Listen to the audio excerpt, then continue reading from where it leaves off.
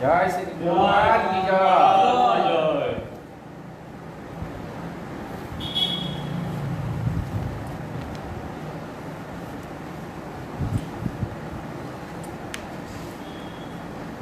এই ব্যাপারটা সারস্বত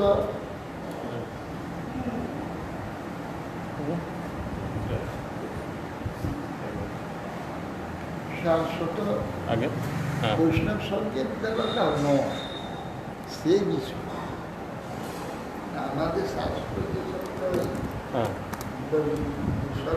সবাই এরা প্রতিরোধ ঠাকুর ওখানে ঈশ্বর দেখা তারা অন্য কোথাও করে এখানে কিছু না কিছু এটা সে প্রতি ইস্কন করছে। আমি সেটা ওই কথাগুলো শুনে টোনগুলো শুনে মনে হচ্ছিল তাই হ্যাঁ ব্রহ্মচারীকে দেখছো না ইস্কনের আমাদের বলি ওটা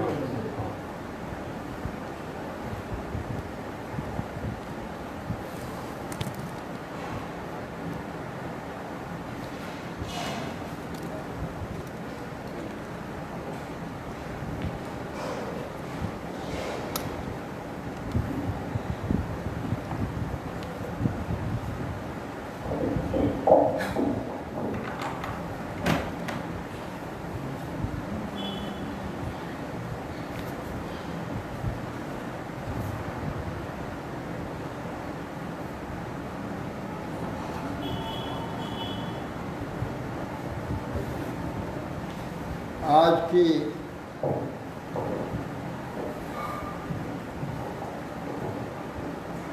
श्री श्री सच्चिदानंद भक्तिविनोद ठाकुरेर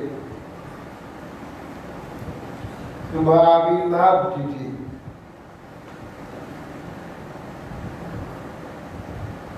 बौद्ध प्रभावे सारा देश যখন বৌদ্ধ হয়ে গেছিল, বাঙালি তো সকলের আগে আগে চলে।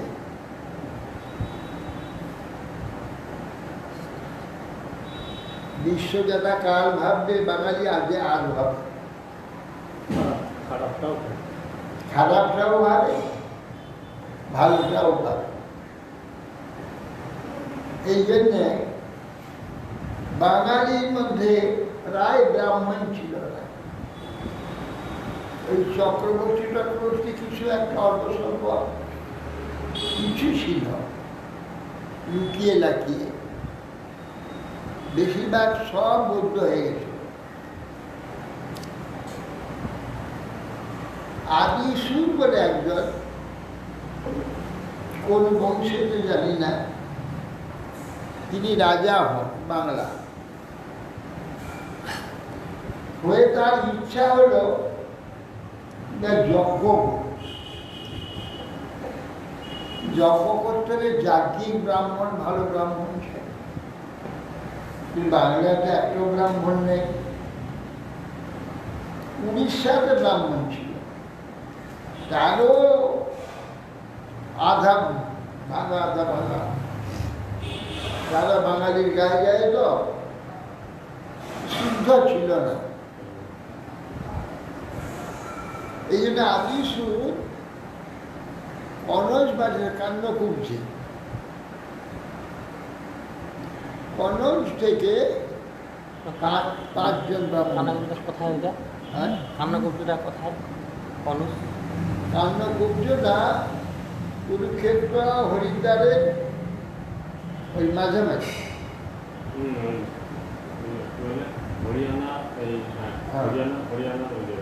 হরিয়ানা পরে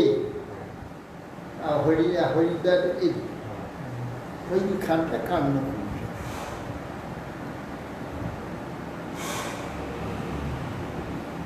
আচ্ছা, কান্নকুব্জ নামটা হলো যেমন যে কি একটা হরিদ্বার একটা সেই কি কুব্জ একটা আছে,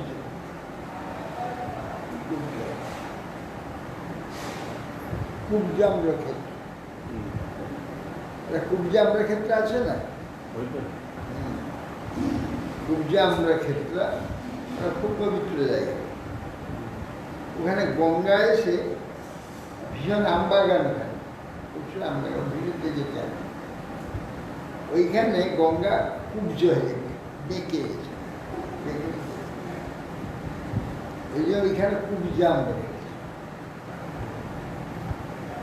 কান্নকুব্জ নামটা এই জন্য হলো গঙ্গা এখানে কুব্জ হয়ে মানে বাঁকা হয়ে গেছে, বাঁকা হয়ে ওইখান থেকে আবার ঘুরে দিয়ে দিয়েছে। এই থেকে কুব্জ, যেহেতু কুব্জে বাঁকা, এই জন্য কান্নকুব্জ। কান্ন মানে কোন সম্বন্ধীয়, এবারে এইরকম দিয়ে এইরকম হয়ে গেছে, কোন সম্বন্ধীয়। কোন সম্বন্ধীয় কান্য, কান্য কোণের নেই কুব্জ জায়গা, ওটা গঙ্গাকে উপলক্ষ করে হয়েছে। ওইখানে ব্রাহ্মণগুলি এই জন্যে বলছেন যে কান্নকুব্জ থেকে ব্রাহ্মণ আনতে গিয়েছিল, কিন্তু ব্রাহ্মণ ওখানে ব্রাহ্মণ, এখানে মাছ খায় যেহেতু বাঙালিরা, সেই জন্য এখানে কেউ এলে উত্তরপ্রদেশ থেকে তারা পতিত হবে। যদি এখানে এসে জল খায়, এখানে যাবে, এই দিক দিয়া পুরী যাবে, এই দিক দিয়া গঙ্গাসাগর যাবে, তাদের দোষ নেই, গঙ্গার তীরে যাবে। কিন্তু এই জায়গায় সে যদি কেউ বাস করে একদিন, তাহলে সে পতিত হবে, তাকে আর ওই উত্তরপ্রদেশের কেউ নেবে না, কেউ ঢুকতেও দেবে না। তখন এই সব কয়েকজন লোককে পাঠিয়েছিল এখানে, তাদের গলায় পয়লা টিটা দিয়ে বামুন সাজিয়ে পাঠিয়েছিল, সাজিয়ে যে আপনারা কেউ একটু যজ্ঞ হবে এই বলে তাদের নানা রকম ভুলিয়ে লোক টোক দেখিয়ে চারজনকে নিয়ে এসছিল, আর চারজন কায়স্থ তাদের সেবক ঢুকেছে।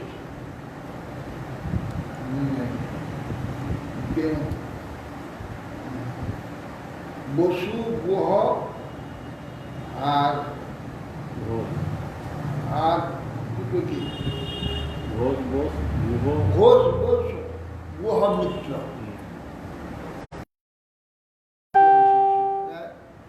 কুলীন কায়স্থরা ওরা ওদের সঙ্গে ওই ব্রাহ্মণদের সঙ্গে সেবক ঘোষ বোস গুহ মিত্র, এই চারজন।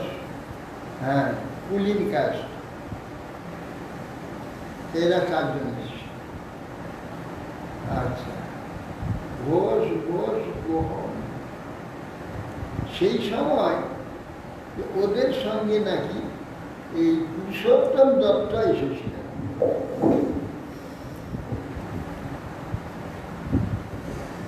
পুরুষোত্তম দত্তের বংশে, সেই পুরুষোত্তম দত্তের বংশ অষ্টম অধস্তম বিনায়ক, তার পুত্র শ্রীনারায়ণ, বংশের 15 পর্যায়ে কৃষ্ণানন্দ দত্ত জন্ম।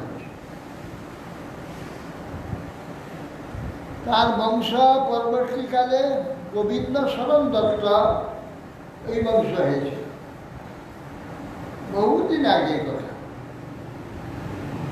সেই গোবিন্দ শরণ দত্ত তিনি এই গঙ্গার তীরে হাওড়ায় অনেকটা জায়গা জমিদারের কাছ থেকে নিয়ে ওখানে একটি গ্রাম বসিয়েছে। নাম হয়েছিল সুতানুটি গোবিন্দপুর, ওইটাই কলকাতার গোড়াপত্র, সুতানুটি গোবিন্দপুর। তারপর ওই ইংরেজরা এলো, ওদের কি বলে যে প্রথম যারা এলো east India east India company, এই ইংরেজরা তারা প্রথমে এসে ওই জায়গাতে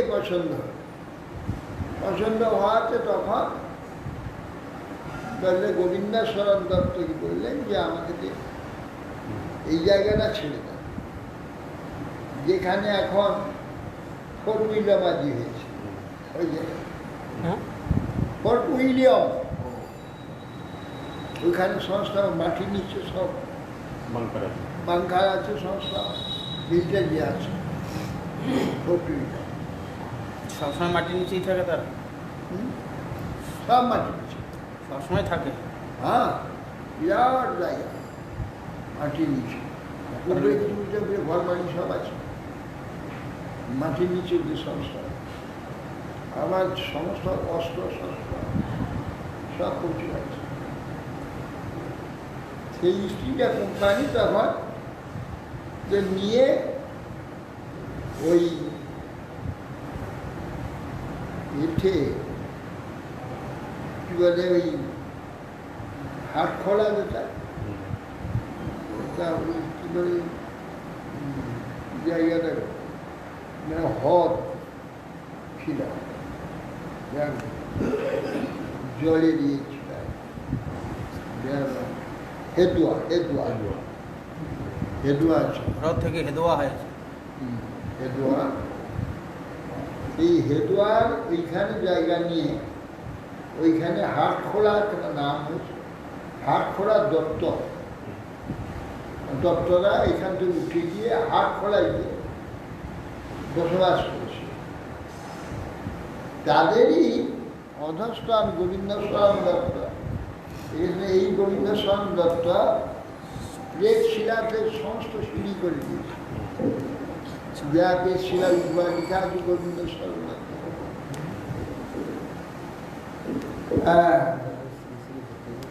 তিনি সেই গোবিন্দ শরণ দত্ত গোবিন্দপুর গ্রাম, ভট্টগ্রামে, কালীঘাট, সুতানুটি, গোবিন্দপুর, এই 3 গ্রাম নিয়ে কলকাতা শহরের প্রথম আরম্ভ। গোবিন্দ শরণের পৌত্র যে রামচন্দ্র, কলকাতা টাউনের বয়স, শহরের বয়স কত? 200 বছর, 300 বছর? না, ইংরেজরা এসে প্রথম, ইংরেজরা তো 250 বছর আগের তো করে চলে গেছে, তা তো 50 পেরিয়ে গেল। 300 বছর। ইংরেজরা আয়া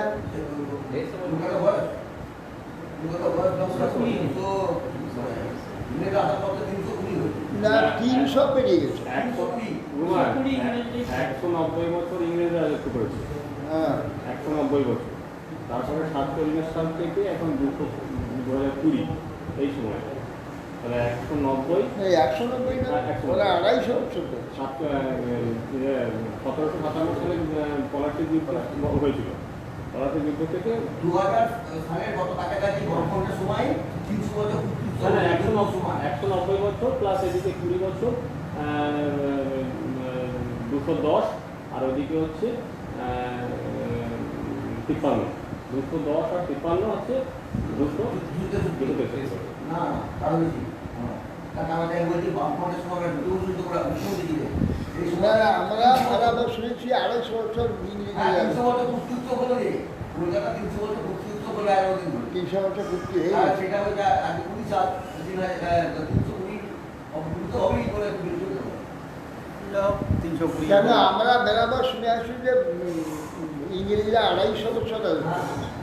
কেন ও প্রথম থেকে আরম্ভ করে যখন এরা ইস্ট ইন্ডিয়া কোম্পানি সেই দিন থেকে শুরু করে 250 বছর। হ্যাঁ, সেই দিন থেকে হতে পারে। সেই দিন থেকে। এখন তো রাজত্ব হয়নি, রাজত্ব করেছে 190 বছর। ওরা 250 বছর এখানে ছিল এসেছিল, 250 বছর এখানে ছিলেন, তারপরে এখন 300 পেরিয়ে গেছে। সেটা হতো ইস্ট ইন্ডিয়া কোম্পানি থেকে শুরু করলে তাহলে 300 হচ্ছে। গোবিন্দ সারানের পৌত্র শ্রী রামচন্দ্র তো মদনমোহন দত্ত, ইনি হেদুয়া পুষ্করিণী জনসাধারণের ব্যবহারের জন্য মিনিস্ট্রিকে দান করেছেন। গয়া পেটশিলা চন্দ্রনাথ পাহাড়ে বিপুল অর্থ ব্যয় সিঁড়ি নির্মাণ করেছে বাংলাদেশের চন্দ্রনাথ পাহাড়ে। এর পৌত্র হচ্ছে রাজবল্লভ দত্ত। ও বাংলাদেশ যে চন্দ্রনাথ পাহাড় আছে ভক্তিবিনোদ ঠাকুরই ওই যে ঠাকুরদা করেছে। গোবিন্দ সরণ দত্ত, উনি করেছেন। উনি হলো সিঁড়ি করে দিয়েছে। ওখানে চন্দ্রনাথও গেছি। আর এখানে তো গয়া প্রেস ছিলাতে তো করেছে 678টা না কয়টা সিঁড়ি আছে। রাজবল্লভের পুত্র পরমধার্মী আনন্দচন্দ্র দত্ত, সেই আনন্দচন্দ্র উলা গ্রাম কৃষ্ণনগরে, উলা গ্রামে সেখানে প্রসিদ্ধ জমিদার ছিল ঈশ্বরচন্দ্র মুস্তফী। তার কন্যা জগন্মোহিনী দেবীকে আনন্দচন্দ্র বিবাহ করেছে। আনন্দচন্দ্রের জগন্মোহিনী দেবীকে পিতামাতার অঙ্গীকার করতা 352 শিবৌরাব্দে, 1245 বঙ্গাব্দে, 800 ভাদ্রে, 1838 খ্রিস্টাব্দে 2 সেপ্টেম্বর শুক্লা ত্রয়োদশী শুভবাসরে ভক্তিনাথ ঠাকুর উলা গ্রামে তিনি 1245 18 ভাদ্রে 1245 খ্রিস্টাব্দ, না বাংলা 1245 জন্ম হয়েছেন। আমি জন্ম হয়েছি 1340, 105 বছর আগে আমার জন্মে। 1245, 1245, 95 বছর। হ্যাঁ 95, আমার 1340 জন্ম হয়েছে। ভক্তিনাথ ঠাকুর উল্লা গ্রামে মাতামহের আলয়ে আবির্ভূত। পিতামাতা তার নাম রাখেন কেদারনাথ। শিশুকাল থেকে 2 বছর বয়স কবিত্বের সূত্র হয়েছিল। অনন্য সাধারণ যোগ্যতার সূচনা করে ঠাকুর পরবর্তীকালে ভগবত ভাবপূর্ণ রসপূর্ণ সমস্ত গীতাবলী সমূহ রচনা করেছে। তবে জাগতিক পাণ্ডিত্য বা বিদ্যা বা মনোগত ভাব থেকে উদ্ভূত নয়। এই যে ভগবত পার্শ্বদের অপ্রাকৃত ভাব থেকে প্রকটিত প্রত্যেকটি গান, প্রতিটি কবিত্বে তার এই ঘোষণা। সাধারণ পাণ্ডিত্য বিদ্যায় কবিত্বেটা হয়, তা ভগবত শক্তিশালী। বৈকুণ্ঠ পুরুষে মুখপদ্ম নিশ্চিত শব্দ শব্দী ভগবান অভিন্ন, জাগতিক কোনো সঙ্গে তুলনা হয় না। তার ব্যবহৃত প্রতিটি শব্দ ভগবত ভাব উদ্দীপক, ভক্তিরসপূর্ণ অমৃতময়।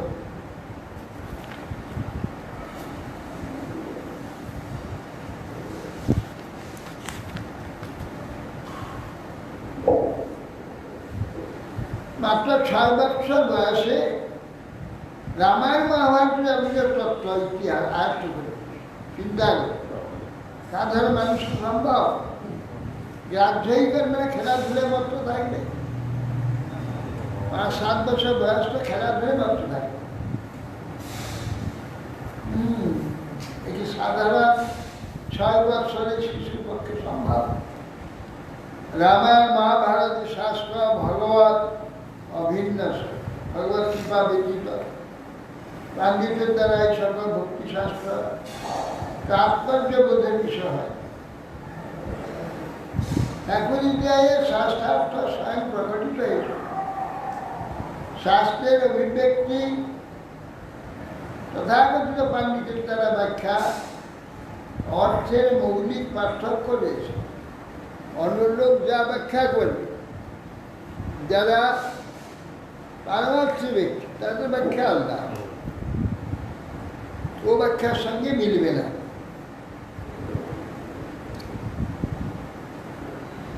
তিনি 9 বছর বয়সে জ্যোতিষ শাস্ত্র সম্বন্ধে গবেষণা আরম্ভ করেন।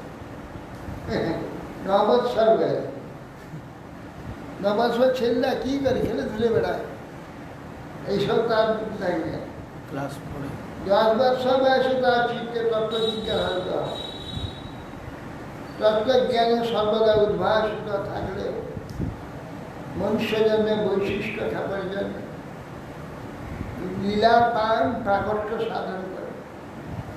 মানুষগণ কি রয়ে সর্বত্র ব্যস্ত আছে, কি কি চিন্তা করে তা জানবার জন্য তার সেই মিশিতে আরম্ভ করলেন। অত্যন্ত মৃদুভাষী ছিলেন, প্রীতিপূর্ণ মর্যাদাপূর্ণ মাধুর্যপূর্ণ বাক্য দ্বারা বিচার তিনি খণ্ডন করতেন। তারা দুঃখিত না হয়ে সুখলাভ করতেন। এইরূপ সত্যি চঞ্চল চিত্ত সাধারণ বালকের সম্ভব নয়। ঠাকুর স্বর্গীত জীবন চরিত্র হইতে কতগুলি ঘটনা বিষয় জানা যায়।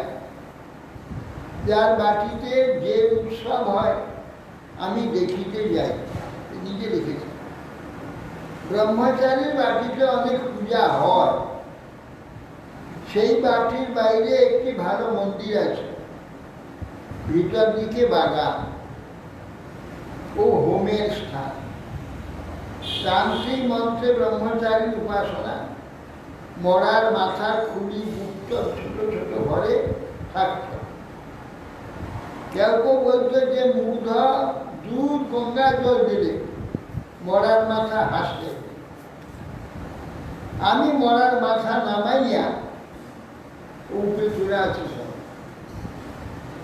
নামিয়ে জল দিয়ে দেখলাম, তোরা হাসি দেখতে পেলাম। সেইখানে সর্বজ্ঞ দিকের বাটি কোথায় গিয়া গান শুনিতাম। জগদ্ধাত্রী চালচিত্র করতে এক বৃদ্ধ ছুতোর নিযুক্ত ছিল। আমি তার নিকট বসিয়া তাকে অনেক কথা জিজ্ঞাসা করি, সে সকল বিষয়ে উত্তর দিত। আমি জিজ্ঞাসা করলাম, বলো দেখি প্রতিমার মধ্যে দেবতা কখন আসেন? সে উত্তর করল, আমি যেদিন চক্ষুদান করব সেই দিন দেবতা এসে প্রতিমায় অধিষ্ঠান। আমি আগ্রহে সেই দিন দেখিতে আসিলাম, কিন্তু দেবতার কোনো প্রতিষ্ঠান দেখতে পাইলাম না। আমি কহিলাম গোলকপাল প্রথমে খড়ে, তারপরে মাটি প্রতিমা গুড়িয়াছে, আবার তোমরা প্রথমে খড়ি পরে চিত্র রং চিত্র করছ। দেবতা তো বস্তুটা কখনই আসিলেন না। তখন সেই বৃদ্ধ সূত্রধর কহিল, ব্রাহ্মণেরা ঘর বসাইয়া মন্ত্র পড়িলে ঠাকুর আবির্ভূত হইবেন। কথাটা ঠিক বলেছে। ব্রাহ্মণরা ঘর বসিয়ে মন্ত্রপাঠ করে আহ্বান করলে ঠাকুরের সে আবির্ভাব হবে, সেখানে অধিষ্ঠান হবে। কি বলছে? ছোটবেলায় মানে সব ছেলেদেরকে এরকম আমি আগ্রহে সেই দিন দেখিতে আসিলাম, কিন্তু দেবতার কোনো অধিষ্ঠান দেখিতে পাইলাম না। দেবতার অধিষ্ঠান কি আর দেখা যায়? সে তো ভাবের ব্যাপার। এই যে এরকম জীবন্ত ব্যক্তিটা নড়াচড়া করবে নাকি? গোলকপাল প্রথমে ব্রাহ্মণেরা ঘর বসাইলে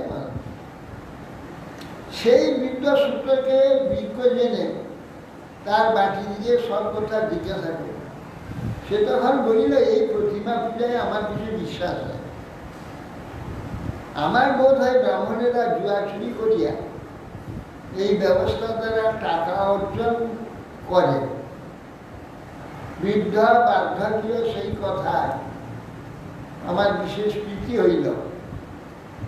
আমি তাহাকে পরমেশ্বরের কথা জিজ্ঞাসা, সে বলিল, যে যাই বলো, আমি এক পরমেশ্বর ব্যতীত আর কাকে বিশ্বাস করি? দেবদেবী কল্পিত, আমি প্রশ্ন হয় এই পরমেশ্বরকে আরাধনা করি। বৃদ্ধের এই কথায় আমার শ্রদ্ধা হয়। এই জন্য পরে ব্রাহ্মণ ধর্ম গ্রহণ। আমি জিজ্ঞাসা হইয়া উঠিলাম, গোলাম খা পেয়াদা ঠসাখানা দ্বারে পাহারা দেয়, তাকে জিজ্ঞাসা করলে সে কইলে ঈশ্বরের নাম খোদা, তিনি এক ছিলেন, আর কেউ ছিল না। ভক্তিবিনোদ ঠাকুরও ব্রহ্ম ধর্ম গ্রহণ করেছিলেন। খোদা নিজের শরীরের ময়লা তুলিয়া রুটির মতো করিয়া একান্নর জলে ফেলিলেন। রুটির উপর অর্থাৎ আকাশ ও নিম্নেটা পৃথিবী হইল। এই রূপে জগৎ সৃষ্টি হইল। আদম হাওয়া সৃষ্টি করিয়া মানুষ সৃষ্টি করিল। আমরা সকলেই আদম হাওয়ার বংশ। আমি এই গল্পটি শুনিয়া তাকে জিজ্ঞাসা করি, তুমি রামকে কি বলো? সে বলল, রাম রহিম এক, তিনি খোদা। আমি তখনই ভূতের মন্ত্র সন্ধান পাইলাম। ভূতের কোথায় গেলাম, খা কইল, সকল ভূতই শয়তানের আওলাদ, তারা রহিমের নামে ভয় করে। আওলাদ মানে হল পুত্র, ছেলেকে আওলাদ বলছে, রহিম নামে ভয় করে। তত্ত্বজ্ঞানে আমার চিত্ত প্রসন্ন হইল। পরশুরাম মুস্তফি তখন আইন পড়ে। প্রথম তিনি একটু একটু ঈশ্বর মানতেন, সে সেই ঈশ্বরকে জবাব দিয়ে দিলেন, ইহে আলাদা থেকে মানবে না। যখন ঈশ্বর মানিতেন তখন রঘুরাম মামা ও নসু মামা তার চেলা ছিলেন। ঈশ্বর বিশ্বাস ছাড়িয়া দিলে রামমোহন রায়কে গুরু মহাশয় বলিতে লাগিলেন, আমার মহা মুশকিল, আমি একে ছেলে মানুষ, অনেক কথা জানি না, তাহাতে আমার মতভেদ দেখে মনে সুখ হল না। পরশুরাম মামাকে বলিলেন, মামা বলিলেন, বাবা, সকলেই প্রকৃতি হইতে আসিয়াছে, ঈশ্বর বলিয়া প্রকৃতি হইতে পৃথক কেহ নাই। এইসব কথা শুনিয়া আমি কোনো টোলের ভট্টাচার্যকে জিজ্ঞাসা করিলে তাহারা আরো গোলমালের কথা বলতে লাগিলেন। অস্থির সিদ্ধান্ত হইলেও আমি রাম নাম ছাড়ি না। ঠাকুর এইসব কথাবার্তা দ্বারা অযথা তর্ক বিতর্কের পথ পরিত্যাগ করত। অপরিপক্ক অবস্থায় গোলমেলে সিদ্ধান্তের মধ্যে প্রবেশ না করে শ্রদ্ধার সহিত হরিনাম করিবার উপদেশ প্রদান করে। শ্রীমান মহাপ্রভু গ্রন্থে জোর দিয়া ছাত্রগণকে হরিনাম করাইয়াছে। হরিনামের দ্বারাই প্রকৃত তত্ত্বজ্ঞান স্বয়ং প্রকটিত হয়। যদিও মনোবুদ্ধি প্রকৃত তত্ত্বজ্ঞান লাভ হয় না, উল্টো বুঝলি লাভ। এখন জড় ভাবনা, জড় দেশ, জড় কাজ, জড় বস্তু যত ভালো করে যতই বোঝানো হোক, জড়ের দ্বারা কখনো ঈশ্বর বা চেতনকে বুঝি দেওয়া যাবে। আমরা নিজেরা চেতন, আমরা কাউকে বুঝিয়ে দিতে পারবি না চেতনটা কি। আরে নাড়াচড়া তো হাওয়াতে কাছে দাঁড়ানো, তাকে চেতন বলা যাবে না। আমরা নড়ি চড়ি বলে চেতন হবে নাকি? চেতন একমাত্র হচ্ছে জ্ঞান। জ্ঞানের কার্য যখন দেখা যাবে তখন তাকে বলবে কিছু চেতন হয়েছে। আর অজ্ঞানের কার্য যখন যত দেখা যাবে সবই অচেতন, চেতনের সঙ্গে কোনো সম্বন্ধ নেই।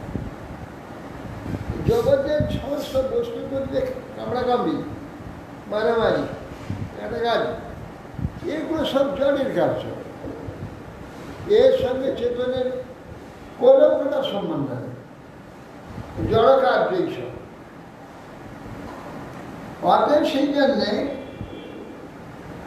শ্রী ভক্তিবিনোদ ঠাকুর ঈশ্বরচন্দ্র বিদ্যাসাগর মহাশয় অতিশয় পুরাতন স্নেহস্পদ ছাত্র ছিলেন। এক সময় তিনি কলকাতার বিদ্যাসাগর মহাশয়ের বাড়িতে গিয়েছিলেন।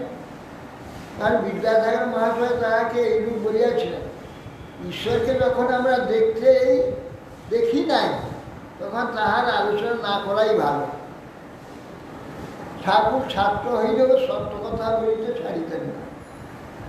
তিনি বললেন, পণ্ডিত মশাই, আপনি বোধোদয়ে ঈশ্বর নিরাকার চৈতন্য স্বরূপ লিখেছেন কেন? ঈশ্বরকে না দেখিয়া তার সম্বন্ধে মতামত প্রকাশ করা কি ভালো হয়েছে? ঈশ্বর সর্বশক্তিমান, তার সকল ক্ষমতাই আছে। যাহার সকল ক্ষমতাই আছে তার কি নিজের আকারটি রক্ষা করিতে ক্ষমতাটুকু নেই? পরমেশ্বর আমাদের নিত্য প্রভু, আমরা তার নিত্যদাস। তার প্রতি আমাদের হৃদয়ের যে সহজ ছিল অনুরাগ, তাকেই তো বেদে ভক্তি করেছে। ব্রহ্মবিদ্যা বা পরাবিদ্যা বলিয়া আছে, সে বিদ্যাই আসল বিদ্যা। সে বিদ্যা লাভ করলে কোনো জ্ঞানেরই অভাব থাকে। যারা সর্বদা বাস্তব বস্তু ভগবানের সহিত সাক্ষাৎ সম্বন্ধ যুক্ত তত্ত্ব, বিরোধযুক্ত কথা তাহারা সঙ্গে সঙ্গেই বুঝিতে সমর্থ।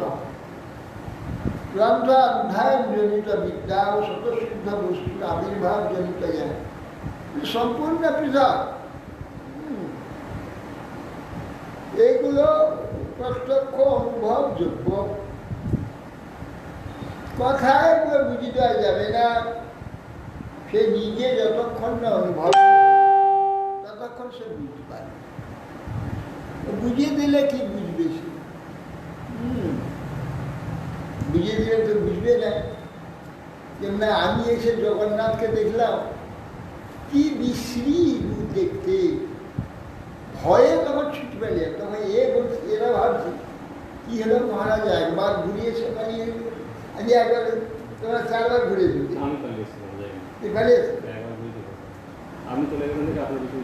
আমার বিদ্যুৎ চলেছিল। আমি বেড়াবার বহুবার গেছি জগন্নাথ, কিন্তু আমাদের গৌরী মঠে মহাপ্রভু ওই গৌরের পিছনে দর্শন করতেন বলেছে। আমাদের গৌরীয় বৈষ্ণবরা কখনো ওই মণিকোঠাতে যান, ভিতরে ঢুকে। বাইরে জগমোহন, যেখানে জগমোহনের পরে হচ্ছে ভোগমণ্ডপ, তারপরে হচ্ছে মণিকোঠা। তো কোনো কোনো সময় ভোগমণ্ডপে গিয়ে আমরা দর্শন করি। আমি সেই দিন ভোগমণ্ডপে আমরা সবাই ঢুকে গেছি। 8-9টা, ঠিক 9টার সময় 1 ঘন্টা খোলা থাকে। সব যাত্রীরা ভিতরে গিয়ে মণিকোঠা পরিক্রমা। হুড়ুর করে পরীক্ষা দিতে আমার খুব উৎসাহ হইল যে একবার মণিকোঠা তো দেখিনি, কীরকম মণিকোঠাটা, ভিতরটা কীরকম দেখব।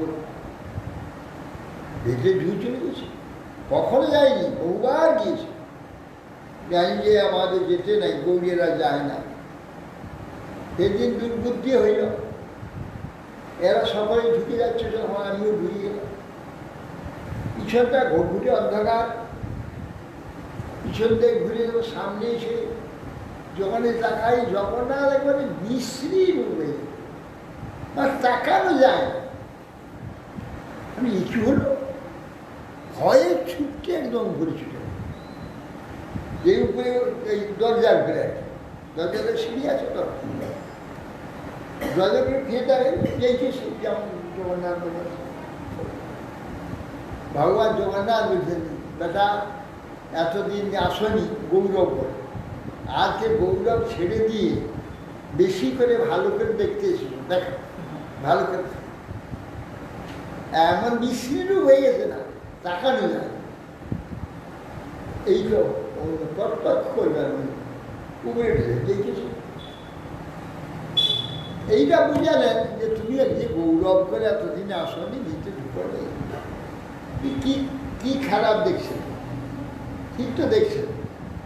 আর ভিতরে তুমি গৌরব নষ্ট করে, ভিতরে নষ্ট করেছো কি দেখবে, ভালো দেখো। এই জন্যে আত্মবিশ্বাসী হয়ে গেলেন যে তাকানো যাচ্ছে। এই জন্য বলছি যে অনুভবের বিষয়, এটা বলে বলে যাবে না। ভগবান বিষয়ে বহু অনুভব হয়েছে, কিন্তু বলে কাকে বোঝাবো, বলা যাবে। আপনি যে ভূমিকায় আছেন সেই ভূমিকা তো আমরা নেই, আপনি বলে আমরা নিতে পারবো কি? সেইটা সেই ব্যাপার হচ্ছে প্রত্যেকটা বিষয়ভাবে অনুভব করে, ভগবানের কৃপায় অনুভব করে, কিন্তু সেটা সহজে দিতে পারবে না। যারা সর্বদা বাস্তবস্তু ভগবানের সঙ্গে সাক্ষাৎ সম্বন্ধযুক্ত তথ্য বিরোধযুক্ত কথা তারা সঙ্গে সঙ্গে বুঝে সমর্থন। গ্রন্থ অধ্যয়ন যন্ত্রে বিদ্যা স্বতঃসিদ্ধা বস্তুর আবির্ভাবিত জ্ঞান পৃথক। 11 বৎসর বয়সে ঠাকুরের পিতৃবিয়োগ হয়। তৎকালীন বঙ্গদেশের সামাজিক প্রথা অনুযায়ী কেদারনাথের জননী 12 বৎসর বয়স্ক বালককে রানাঘাট নিবাসী 5 বৎসরের এক বালিকার সহিত বিবাহ সম্পাদন করবে। 5 বছরে একটা মেয়ের সঙ্গে বিয়ে হয়ে যাবে। মুখের দুর্গন্ধ যায়। হ্যাঁ, সেটা ভক্ত ঠাকুর গিয়েছে, ঠিক না, পুতুল খেলা। শ্বশুর বাড়িতে একলা থাকতে পারবো না বলে আমার ঝি বাড়ি থেকে কাজ করে, কাজের মেয়ে, সে সঙ্গে গিয়েছিল। ভক্তিবিনোদ ঠাকুরের বয়স তখন কত? 12। 7 বছর। ঠাকুর সব কিছু দিয়ে আবার সংসার, সংসার প্রবৃত্ত মানুষের বৃদ্ধাবস্থায় অসুবিধার সমূহ সাক্ষাৎভাবে হৃদয়ঙ্গম করল। তার প্রতিকারের ব্যবস্থা প্রদানের জন্য সামাজিক কথা বাধা দেন না।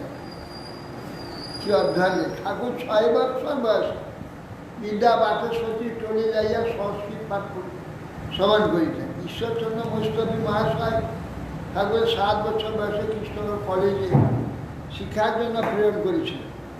তখন কৃষ্ণনগর কলেজের প্রিন্সিপাল ক্যাপ্টেন D.L. রিচার্ডসন এবং দেশীয় প্রধান অধ্যাপক রামচন্দ্র লাহিড়ী পরে উল্লাসে উচ্চ ইংরেজি বিদ্যালয়ে সংস্থাপিত হলে ঠাকুর তাহাতে 8 বৎসর বয়সে ভর্তি হল। কৃষ্ণনগর কলেজে অধ্যয়নকালে ঠাকুরের সহপাঠী হয়েছিলেন কুচবিহারের বালক রাজা। উল্লাসে মাতামহের সন্ধ্যা প্রাপ্তি হলে ঠাকুর জননীর সহিত কলকাতায় আসে হেদুয়ায় বিডন স্ট্রিটের মোড়ের বাড়িতে অবস্থান করতে লাগবে। কলকাতায় হিন্দু চ্যারিটেবল ইনস্টিটিউশন বিদ্যা শিক্ষার পুনঃ আরম্ভ করলেন। 4 বছর রাজুঠা শিক্ষা 1856 খ্রিস্টাব্দে হিন্দু স্কুলে ভর্তি হলেন। সেই বছরই কলকাতা বিশ্ববিদ্যালয়ের সংস্থাপিত হইলে এন্ট্রেন্স পরীক্ষা আরম্ভ হয়। ভারতবর্ষে প্রথম কিন্তু কলকাতা বিশ্ববিদ্যালয়, সারা ভারতে কোথাও হয়। কলকাতা ইউনিভার্সিটি সর্বপ্রথম। রাজধানী কলকাতা কোন সময় হয়েছে? তখন ছিল। তখন ছিল ভারতের রাজধানী। তাতে ঠাকুর সহাধ্যায়ী ছিলেন সত্যেন্দ্রনাথ ঠাকুর, গণেন্দ্রনাথ ঠাকুর, তারকনাথ পালি ও নবগোপাল মিত্র। ঠাকুরের ইংরেজি ভাষা ও সাহিত্যে প্রতিভা দেখে প্রিন্সিপাল ক্লিন্ট সাহেব, পাদ্রী ডাল সাহেব, জর্জ টমসন এবং শ্রী কেশবচন্দ্র সেন আকৃষ্ট হয়েছিল।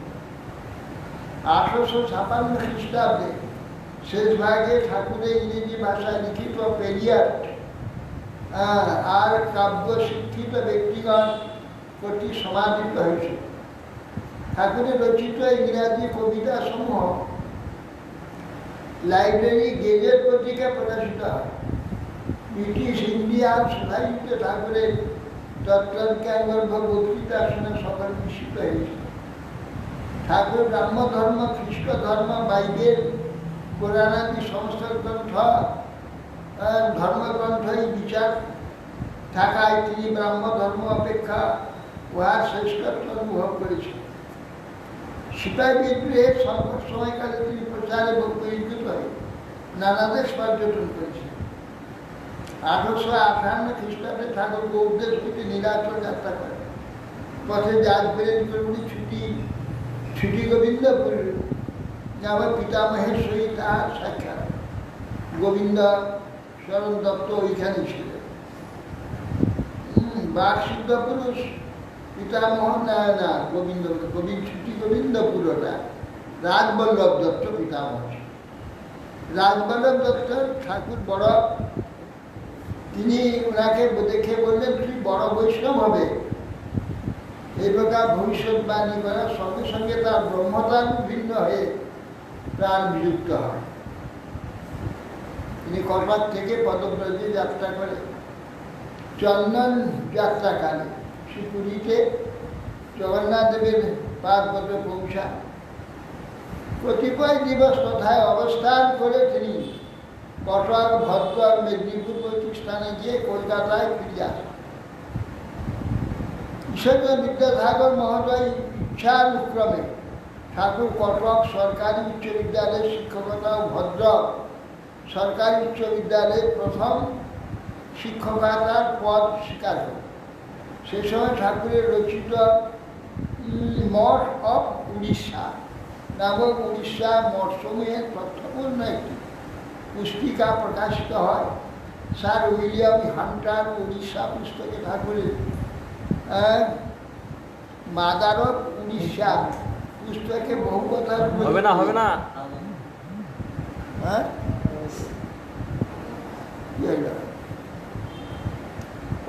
অন্ধকার লাগছে আলোচনা।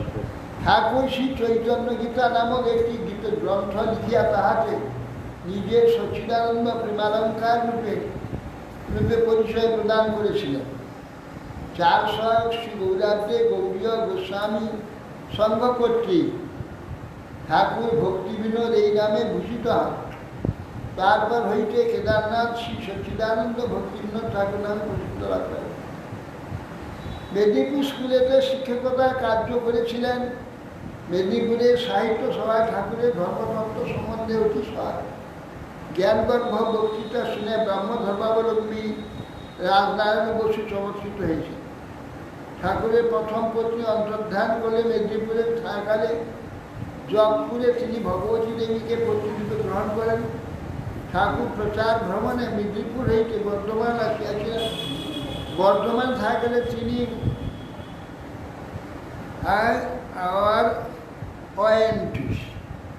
ওয়ান্টিস নামক একটি পুস্তক লেখেন। স্থানীয় ব্যক্তিগণ কর্তৃক অনুরুদ্ধ হয়ে পরস্পর বিবদমান ব্রাহ্মধর্ম খ্রিস্ট ধর্মের সন্ধি স্থাপনের চেষ্টা করেন। ঠাকুর 2টি বক্তৃতা দ্বারা তাদের বিচারে যৌক্তিকতা প্রদর্শন করেন। বর্তমানে ঠাকুর ভারতী সমাজ স্থাপন করেন। ভারতী সমাজে আত্মা সম্বন্ধে ইংরেজি ভাষায় ঠাকুরের জ্ঞানগর্ভ ভাষণ শুনিয়া হিলি সাহেব পর্যন্ত প্রভাবিত হয়েছিলেন। বর্ধমান হইতে ঠাকুর চুয়াডাঙ্গা, রানাঘাট ভ্রমণার্থে বিহারে, ছাপড়া এবং আরও পশ্চিম দেশে কাশী, মির্জাপুর, প্রয়াগ, আগ্রা স্থান হইয়া বৃন্দাবনে পৌঁছেছিল। ছাপড়ায় থাকালে উর্দু ও পার্সি ভাষা শিক্ষা করে ঠাকুর তাহাতে পারদর্শিতা লাভ করেছিলেন। ছাপড়ায় বিশেষ সভাতে গৌতম পিস নামক একটি ভাষণ প্রদান করেন। ছাপড়া থেকে পূর্ণিমা হয়ে ডেপুটি ম্যাজিস্ট্রেট পদ গ্রহণ করেন। পূর্ণিয়া বিহারে পূর্ণিয়া ডেপুটি ম্যাজিস্ট্রেট পদ গ্রহণ করে দিনাজপুরে এসেছেন। দিনাজপুরে হিন্দু ও ব্রাহ্মণীর মধ্যে বিবাদগ্রস্ত হলে তিনি তাতে বুঝাইবার জন্য চেষ্টা করেন, কিন্তু ভাগবত স্পিচ নামক একটি বক্তৃতা প্রদান করেন। 1868 সালে জুন মাসে ঠাকুর মালদহে শ্রী সনাতনের স্থান রাজমহল প্রতিষ্ঠান দর্শন করেন। তারপরে কলকাতা ফিরিয়া ঠাকুর শ্রী চৈতন্য চৈতামৃত শ্রীমদ ভাগবত গ্রন্থ সংগ্রহের জন্য অনেক অন্বেষণ করেন।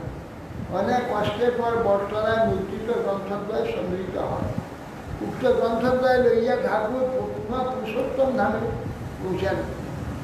তৎকালে সরকারের পক্ষ থেকে শ্রী জগন্নাথ মন্দিরের সুষ্ঠু সেবা পরিচালনের জন্য তিনি মন্দিরে অধ্যক্ষ নিযুক্ত হন। মন্দিরে অধ্যক্ষ হয়েছে। একাধিক ক্রমে 5 বছর অধিকার পুরীতে অবস্থান করেন। ঠাকুরের চরিত্রে নির্গুণী কুসুমাদবী বজ্রবী ঘটনার স্বভাব প্রকটিত ছিল। স্বভাবত অত্যন্ত মৃদু স্বভাব বিশিষ্ট হইলেও কখনো অন্যায়কে প্রশ্রয় দেন। উড়িষ্যা একটি ঘটনা সম্পর্কে উল্লিখিত আছে। 1871 খ্রিস্টাব্দে উড়িষ্যা অতিবাড়ি সম্প্রদায়ের বিষ্কিশন নামে একজন খণ্ডায়ত বংশীয় ব্যক্তি যোগ করে কিছু সঞ্চয় করে নিজেকে মহাবিষ্ণু অবতার করে প্রচার করেছে। বিষ্কিশন ভুবনেশ্বর নিকটে একটি বনে প্রান্ত দেশে দলবল নিয়ে অবস্থান করিত আসলে এইরূপ ঘোষণা করিল, 14ই চৈত্র চতুর্ভুজমূর্তি প্রকট করে তো পৃথিবীকে প্রেক্ষগণ হতে হাত থেকে উদ্ধার করিবে, ধর্ম সংস্থান করিবে, তাহার প্রচারিত ঘোষণা। বনেরে অচিক বিষ্কিশন উত্তরে আছি ন জানই তিনমিনরে আবধিব আরম্ভিব নন চতুর্ভুজ হই নাসিব মৃত্যু। এই পাম্পলেট ছাপিয়ে সর্বত্র প্রচার করতে হবে। বনেরে অছি বিষ্কিশন গুপ্তেরে আছি ন জানই আনো, আর কেউ জানে না গুপ্তে আছে। 13ই মিন মাস কোনটা? মিন মাস হচ্ছে চৈত্র। মিন মাস হচ্ছে মিন মেষ চৈত্র মাস। 12ই মিনেরে আরম্ভিব রণ চতুর্ভুজ হই নাসিব মৃক্ষগণ। 4 হাত বের হবে আমার, মৃক্ষ নাশ করে। সে যোগ বলে অনেক কঠিন ব্যাধি নিরাময় করিয়া এবং বহু অসাধ্য সাধন বিভূতি দেখাইয়া অনেক লোকের মন জয় করিল। পরে পূর্ণিমা তিথি নিশা করে সে রাসলীলা করিবে বলিয়া পরি রমণীগণের সংবাদ পাঠাইল। ভিঙ্গার কুলের চৌধুরী মহাশয়গণের উপর দৌরাত্ম প্রকাশিত হইলে তাদের অতিশয় পুরুষ অভিভাবকগণ কমিশনার রেভেন সাহেবের নিকট একযোগে অভিযোগ পেশ করল। কমিশনার সাহেব কর্তৃক উক্ত বিষয়ে বিচারের জন্য ভক্তিমা ঠাকুরকে নির্ণয় করে। ঠাকুর একদিন রাত্রি যোগে বলে যাইয়া বিষ্কিশনের সঙ্গে সাক্ষাৎ করেন এবং তাকে অনুচিত কার্য থেকে নিবৃত্ত করলেন। বিষ্কিশর নিজে জীবন্ত মহাবিষ্ণু জগন্নাথকে অচেতন কাঠ বলে বললেন, ওটা কাঠটা ওখানে যাবো কেন? এই প্রকার শুনে ভক্তিদায় জেনে নিল তোর মধ্যে কিছু নেই। নানা প্রকার তোষামত বাক্য ঠাকুরের সন্তোষ বর্ধনের চেষ্টা করল। বিষ্কিশর কিছুতেই তার লোক প্রতারণা কার্য হইতে নিবৃত্ত হইবার ইচ্ছা না করায় ঠাকুর তাকে গ্রেপ্তার করে পুরীতে নিয়ে আইলেন। সেই যোগীর প্রকৃত তত্ত্ব অনুসন্ধানের জন্য ঠাকুর উড়িষ্যার বিভিন্ন পল্লী, বৌদ্ধ বিহার, ভূমি, খণ্ডগিরি প্রভৃতি স্থান সমূহে গিয়েছিলেন। অনুসন্ধানের দ্বারা বিশদ বিশ্লেষণের কপট আচরণ প্রমাণিত হইলে ঠাকুর তাহাকে দণ্ডবিধানের সম্বন্ধে গ্রহণ করলে সেই যোগী বিশ্লেষণ বিচারকারী ঠাকুরকে অনেক প্রকার ভীতি প্রদর্শন করেছিলেন। ঠাকুরের দৈহিক ও পারিবারিক ব্যাধি সংগঠন করাবার কিন্তু ঠাকুর বজ্রাদেবী কঠোর আইনি বিচার অবলম্বন করে এই বৈরাগ্য অগ্রাহ্য করে বিশ্লেষণকে 1.5 বছরে কারাদণ্ড দেন। বিশ্লেষণ 21 দিন পর্যন্ত জলবিন্দু গ্রহণ না করে দেহত্যাগ করে। যাজপুরে একজন নিজেকে ব্রহ্মার অবতার বলে খুব দেয়, আর একজন নিজেকে বলদেব অবতার বলে ঘোষণা করেছিল। বিশ্লেষণে তাদেরও শাসিত হয়।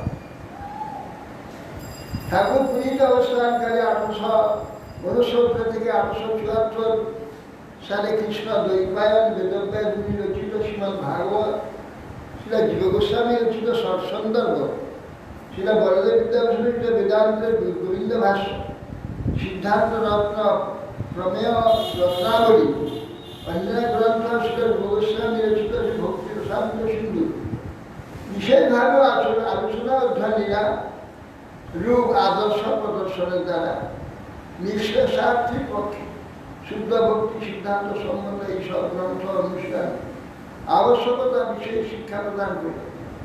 শ্রীমৎ মহাপ্রভু 5 প্রকার মুখ্য ভক্তাঙ্গের মধ্যে ভাগবত শ্রবণের কথা নির্দেশ করেছেন। শ্রীলা জীব গোস্বামী প্রভু ভাগবত শ্রবণকে পরম শ্রেষ্ঠ বলেছেন। শ্রীলা ভক্তিনাথ ঠাকুর শাস্ত্র আলোচনার মধ্যে ভাগবত অধ্যয়নের আলোচনার বিশিষ্ট প্রেক্ষাপটের জন্য জগন্নাথ বল্লভ উদ্যানে ভাগবত সংসদ নামক একটি বৈষ্ণব সভা সংস্থাপন করে। ঠাকুরের মুখপদ্মে নিশ্চিত ভাগবত ব্যাখ্যা শ্রী নিত্যানন্দ, পরমানন্দ প্রভৃতি বিশিষ্ট বৈষ্ণবগণ মহান্ত নাম শ্রী নারায়ণ দাস উত্তর পার্শ্বে মহান্ত হরিহর দাস প্রভৃতি হরিহর শ্রবণ করিল। শ্রীমান মহাপ্রভু যেরূপ গদাধর পণ্ডিত গোস্বামী নিকট ভাগবত শ্রবণে আদর্শ প্রদর্শন করেছিলেন, ঠাকুর ভক্তিবিনোদও গোপীনাথ পণ্ডিতের নিকট ভাগবত আলোচনা শ্রবণ করিতেন। হাতি আখড়ার কান্ধাধারী শ্রী রঘুনাথ দাস বাবাজি ঠাকুরের সভায় বিরোধিতা করিয়া কঠিন ব্যাধিতে আক্রান্ত হইয়াছিল।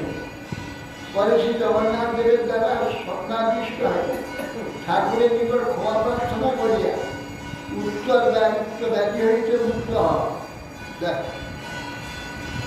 কান্ধাধারী আখড়া রঘুনাথ দাস বাবাজি ঠাকুরের সভায় তিনি যে ভাগবত ব্যাখ্যা করে তার বিরোধিতা করছে। বিরোধিতা করার পর কঠিন ব্যাধিতে আক্রান্ত অপরাধ, যার ফলে শ্রী জগন্নাথের স্বপ্নে বলে দিয়ে তুমি ভক্তি অপরাধ করেছ।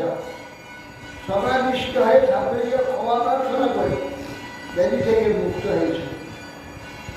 শ্রী জগন্নাথ মন্দিরে মায়াবাদী শাসন ব্রাহ্মণগণের মন্দির মুক্তি মণ্ডপে না বসিয়া শ্রী লক্ষ্মী দেবীর মন্দিরে ও শ্রী মহাপ্রভু পার্বত্য সন্ধানে অবস্থান করিয়া ভক্তিশাস্ত্র আলোচনা করিলেন। মুক্তি মণ্ডপের ব্রাহ্মণ পণ্ডিতগণও উক্ত ভক্তি সিদ্ধান্ত শ্রবণ করিতে আসিতেন। ঠাকুর এই স্থানটিকে ভক্তি প্রাঙ্গণ, ভক্তি মণ্ডপ নাম দিয়েছেন। ঠাকুর কৃষ্ণদাস কবিরাজ গোস্বামী রচিত চৈতন্য বিশেষভাবে নরহরি চক্রবর্তী ঠাকুরের ভক্তি রত্নাকর গ্রন্থ আলোচনা করিয়াছেন।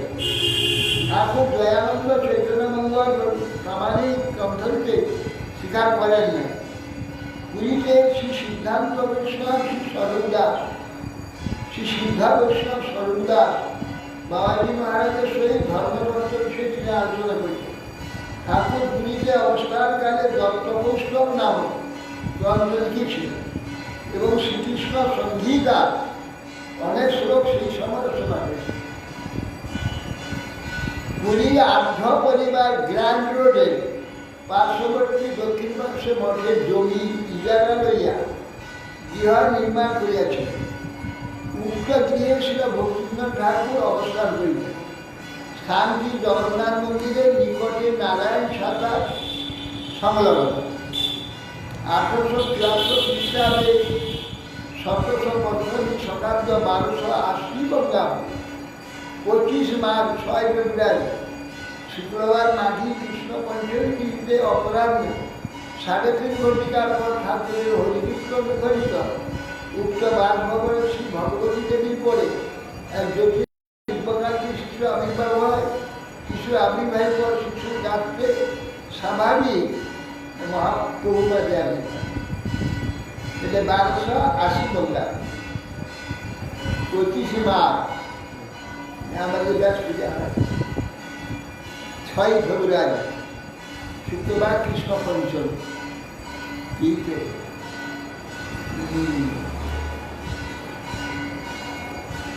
তারপরে ওই স্থানটি পরবর্তীকালে ছিল মাধব গোস্বামী মহারাজের প্রচেষ্টাতে সম্পূর্ণ স্থানটাকে সংগ্রহ করে মহাপ্রভুর প্রভুপাদ জন্মস্থান প্রকাশ করেছে। স্বাভাবিক উপস্থিত দেখিতে পাইয়া সকলে বিস্মিত হয়েছে। জগন্নাথ দেবের পরাশক্তি শ্রী বিমলা দেবীর নাম অনুসারে ঠাকুর শিশুর নামকরণ করেছেন বিমলা প্রসাদ। জগন্নাথ দেবের মহাপ্রসাদের জন্য তার অন্নপ্রাশন সম্পন্ন হয়েছিল। এই মহাপুরুষই পরবর্তীকালে বিশ্বব্যাপী চৈতন্য পর্ব গৌরীমঠ সুখে প্রতিষ্ঠাতা সভাপতি সিদ্ধান্ত সরস্বতী চন্দ্ররূপ প্রভুপাদকে প্রসিদ্ধ হন। প্রভুপাদের আবির্ভাবের পর ঠাকুর ভক্তিরাম ভগবতী দেবী শিশুর সহিত পুরুষোত্তম হইতে 10 মাস বাদে পালকি চড়ে স্থলপথে বঙ্গদেশের রানাঘাটে এসে উপস্থিত হয়েছে। জগন্নাথ দেবের নির্দেশ ছিল ভক্তিবিনোদ ঠাকুরের পুরুষোত্তম ধামে অবস্থিত জগন্নাথ মন্দিরের সুষ্ঠু সেবার ব্যবস্থা তার নিম্নজন শ্রী নিজজন শ্রী জগন্নাথ দেবের ইচ্ছাক্রমে সংগঠিত হইয়াছে। সেটা ভক্তিবিনোদ ঠাকুরকে অবলম্বন করে ছিল ভক্তি সিদ্ধান্ত সরস্বতী গোস্বামী ঠাকুরের আবির্ভাবের পর পুরুষোত্তম হতে সমগ্র পৃথিবীতে কৃষ্ণ ভক্তি প্রচারিত হয়। শ্রীকৃষ্ণ দৈতার বেদার রচিত কর্মপ্রেরক উৎকলে পুরুষোত্তমার বাক্যের সার্থকতা প্রতিপন্ন হয়েছে।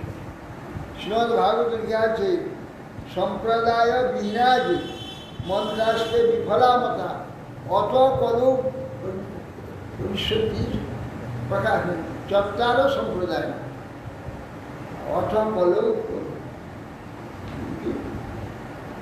চত্বার শ্রীরুদ্র ব্রহ্ম সমকা বৈষ্ণবা কৃতিবাদন চত্বারস্তে কলৌ ভব্য উৎকলে পুরুষোত্তম। ভাগবতে লেখা সম্প্রদায় বিহীনা যে মন্ত্রাস্তে বিফলাম সম্প্রদায় বিহীন মন্ত্র বিফল অত কলৌ প্রবিশন্তি চত্বারা সম্প্রদায়। অতে কলিযুগেতে 4টা সম্প্রদায় প্রকটিত হবে। শ্রীরুদ্র ব্রহ্মসন 400 শ্রীরুদ্র ব্রহ্মসনকা বৈষ্ণবা কৃতি পাবনা সমস্ত পৃথিবী পাবনকারী বৈষ্ণব 4 সম্প্রদায় প্রকটিত হবে। শ্রীরুদ্র ব্রহ্ম বৈষ্ণবা কৃতি পাবনা চত্বারাষ্টে কলম ভব্যা কলিযুগে 4টি প্রকার হবেন। উৎকলে পুরুষোত্তমা পুরুষোত্তম উৎকল পুরুষোত্তমকে প্রকাশ কি করে হলো? সব সম্প্রদায় দক্ষিণ ভারত দক্ষিণ দিয়ে চলে গেছে। পুরুষোত্তম তো উড়িষ্যা, সে তো ভারতের পূর্ব পাশে। তা কি করে হলো না, এই প্রভুপাদ আবির্ভূত হয়ে এই 4টি সম্প্রদায়ের বিচার পরিভূত করে যে অচিন্ত ভেদাভেদ বা সারা পৃথিবী প্রচার হবে তারই উল্লেখ। উৎকল পুষ্কর থেকে 4টে সম্প্রদায় প্রকাশ হয়। 4টা সম্প্রদায়ের বিচার উৎকল পুরুষোত্তম থেকে সর্বত্র বিচার বলে দিয়ে পদ্ম পুরাণে উৎকলে পুরুষোত্তম পদ্মপুরাণে বলেছে। সনাতন ধর্মকর্মী সমস্ত সম্প্রদায় মূল গুরু শুক্লাবিষ্ট অবতার শ্রীকৃষ্ণ দৈতার বেদব্যাস স্বয়ং আচরণ মুখে সুষ্ঠুরূপে নিত্য শান্তির পর নির্দেশ করেছে। বেদ ভাগবত মহামুনি বেদব্যাস বেদান্তের 18 পুরাণ মহাভারত অন্তর্গত গীতা লিখিয়াও শান্তি লাভ করতে পারেন নাই। সর্বশেষে বদ্রিকার সঙ্গে শ্রী নারদ গোস্বামীর উপদেশে শ্রীকৃষ্ণ প্রীতির জন্য কৃষ্ণের মহিমা কীর্তন করি দ্বাদশ খণ্ডযুক্ত শ্রীমদ ভাগবত লিখিয়া পরা শান্তি লাভ করেছিল। সেই সর্বোত্তম ভাগবত ধর্ম চৈতন্য মহাপ্রভু প্রচার করেছেন। শ্রীমদ মহাপ্রভু পার্শ্বদগণের অন্তর্ধানের পর শুদ্ধ ভক্তি পর শ্রী ভাগবত ধর্মের পর কোটি কণ্ঠবরুদ্ধ হলে শিল ভক্তিবিনোদ ঠাকুর অবতীর্ণ হইয়া বহু গ্রন্থ লিখিয়া অক্লান্ত পরিশ্রমের সহিত প্রচার করিয়া সেই সংস্থা শুদ্ধ ভক্তির প্রতিকূল অপসিদ্ধান্ত সহ খণ্ডন করিয়া জীবের আত্মেন্দ্রিক মঙ্গল বিধান এবং করুণা প্রদর্শন করেছে।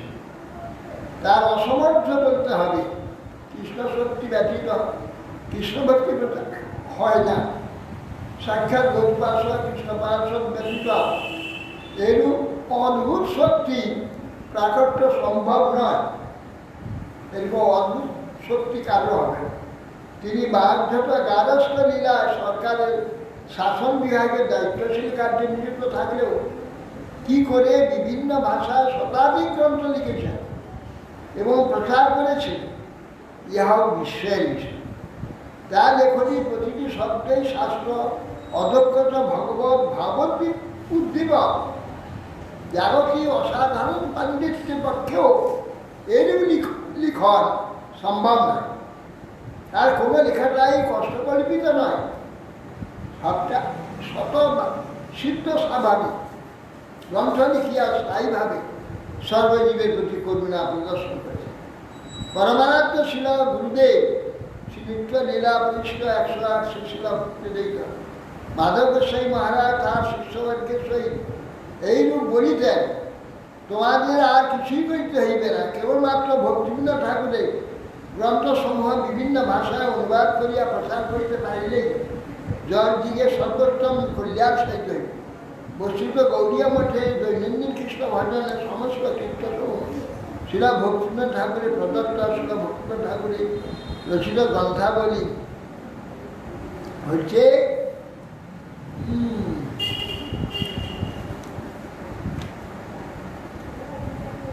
বেদান্ত অধিকরণমালা, দৈত্যপুস্তক, ইংরেজিতে কয়েকটা রয়েছে, তার 1, 2, 3, 4, 5, 7, 8টা ইংরেজি গ্রন্থ।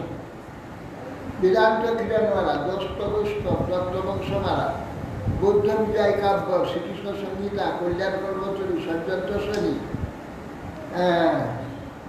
শ্রীমদ ভগবদ গীতা, বিশ্বনাথ চক্রবর্তী টিকা, ঋষিরঞ্জন বর্মানুবাদ, সুচৈতন্য শিক্ষামৃত, চৈতন্যাষ্টক, মনশিক্ষা পদ্মানুবাদ, দাস গোস্বামী বিরচিত দশোপনিষদ চূর্ণিকা, ভাবাবলী, প্রেম প্রদীপ উপন্যাস, বিষ্ণু সহস্রনাম, বলদেব ভাস্কর, কৃষ্ণ বিজয় গুরুরাজ খানের গ্রন্থ, চৈতন্য উপনিষদ, চৈতন্য চরণিকা, ভাবসহ, বৈষ্ণব সিদ্ধান্তমালা, শ্রীমদ আন্যায় সূত্র, সংস্কৃত সূত্র, শ্রী নবদ্বীপ মাহাত্ম্য, সিদ্ধান্ত দর্পণ অনুবাদ, ভগবদ গীতা, বড়দেব ভাষ্য, হরিনাম, শ্রীনাম, নাম তত্ত্ব, নাম মহিমা, শ্রীনাম প্রচার, শ্রীমন মহাপুরুষ শিক্ষা, তত্ত্ব বিবেক, শরণাগতি, শোক সাধন, জৈব ধর্ম, তত্ত্বসূত্র, ঈশোপনিষদ, তত্ত্ব মুক্তাবলী, মায়াবাদ, শতদূষণী, চৈতন্য চৈতন্য অমৃত প্রভা, ভাষ্য, গৌরাঙ্গ স্মরণ তত্ত্ব, রামানুজ উপদের অর্থপঞ্চ, ব্রহ্মসংহিতা, বঙ্গানুবাদ, কল্যাণ কল্পতরু, শ্রীকৃষ্ণ কর্ণামৃত, উপদেশামৃত, স্বয়ং ভগবদ্গীতা, মাধ্যভাষ্য, সনাতন গোস্বামী প্রভুর ভগবত ধাম মাহাত্ম্যমৃত, সনাতন গোস্বামী প্রভুর ভক্তি সিদ্ধান্তমৃত, নরহরি ঠাকুরমৃত, ভজনামৃত, নবদ্বীপ ভাবতরঙ্গী, হরিনাম চিন্তামৃত, তত্ত্ববংশমালা, ভাগবত মনীষীমালা, শঙ্কর বা কল্পদ্রু, পদ্মপুরাণ সম্পাদন, ভজন রহস্য, বিজন গ্রাম ও সন্ন্যাসী সন্ন্যাস, ঈশ্বর সন্ন্যাস সংশোধিত, সৎক্রিয়া স্বাধীনকা সম্পাদন, চৈতন্য শিক্ষামৃত সংশোধিত, পরিবর্তিত প্রেম বিবর্ত সম্পাদন বিজন গ্রাম গ্রন্থের কি বলা আছে? স্বনিয়ম দাস স্বনিয়ম দাসম শ্রী নির্বাক দশ শ্লোকী অনুবাদ গীতবালা গীতাবলী হরিকথা।